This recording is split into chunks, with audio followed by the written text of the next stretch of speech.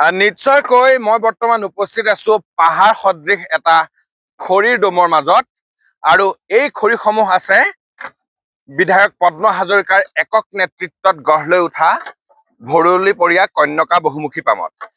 কিয়নো আগন্তুক যি শ্ৰীমন্ত শংকৰদেৱ সংঘৰ মূল অধিৱেশন আৰু সেই মূল অধিৱেশনত দিনটোত প্ৰায় 2 লাখৰ পৰা 4 লাখলৈ ভক্তপ্ৰাণ ৰাইজে খাদ্য গ্ৰহণ কৰিব আৰু সেই খাদ্য গ্ৰহণৰ কামত যিখিনি খৰি থাকিব তাত প্ৰায় 300 চৌকা আছে। 300 চৌকাত জ্বলিবলগীয়া সেই খৰিসমূহ এই কন্যকা কৃষি ফাৰ্মত বৰ্তমান ফালি থকা হৈছে কন্যকাৰ কৃষি সৈনিকসকলৰ উদ্যোগত।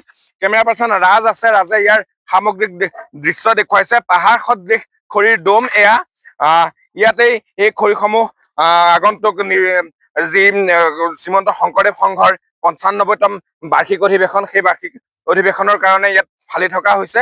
কন্যকাৰ কৃষি সৈনিকসকল উপস্থিত আছে। মই এই বিষয়ে জানিম এই খৰিসমূহ কেনেদৰে ইয়াত ফালি থকা হৈছে, কিমান দিনৰ পৰা ফালি থকা হৈছে, কেতিয়ালৈ তেওঁলোকে জ্যোতি বিষ্ণু সমন্বয় ক্ষেত্ৰলৈ নিয়া হ'ব, সেইখিনি কথা সবিশেষ আমি জানিবলৈ চেষ্টা কৰিম।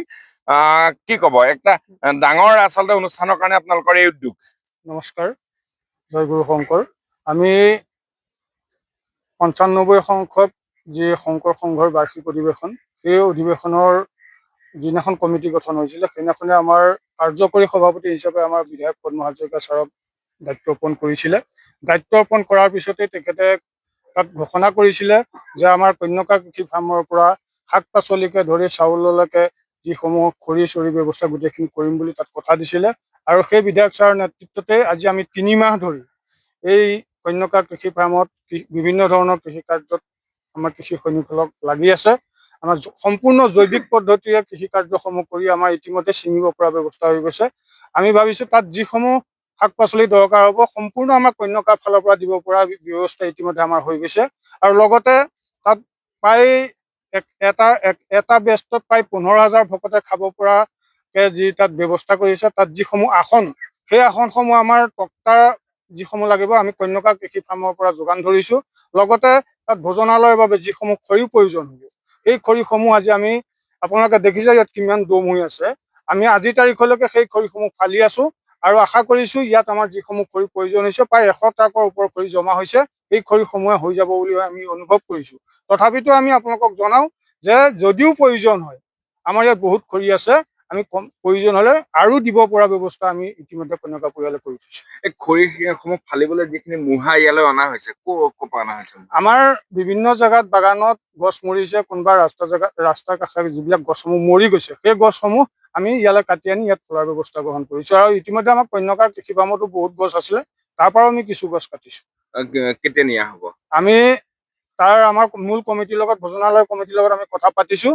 ইতিমধ্যে আমি তেখেতৰ লগত কথা বতৰা পাতি এটাই সিদ্ধান্তত উপনীত হৈছোঁ যে অহা 3 তাৰিখৰ পৰা 5 তাৰিখৰ ভিতৰত সম্পূৰ্ণ খৰিসমূহ নি তাত খোৱাৰ ব্যৱস্থা গ্ৰহণ কৰিম। ধন্যবাদ জনাইছোঁ। কেমেৰা পাৰ্চন ৰাজক পুনৰ অনুৰোধ জনাইছোঁ।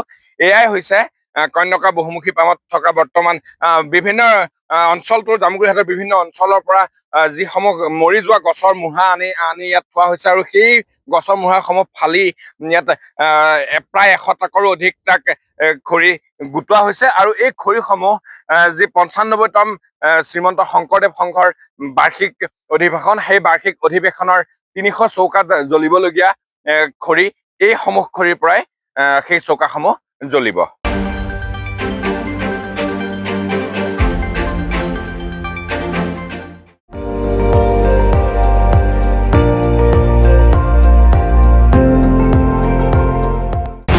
আপুনি চাই আছে ND24, সৰ্বশ্ৰেষ্ঠ নহয় সৰ্বোত্তমৰ দৌৰত।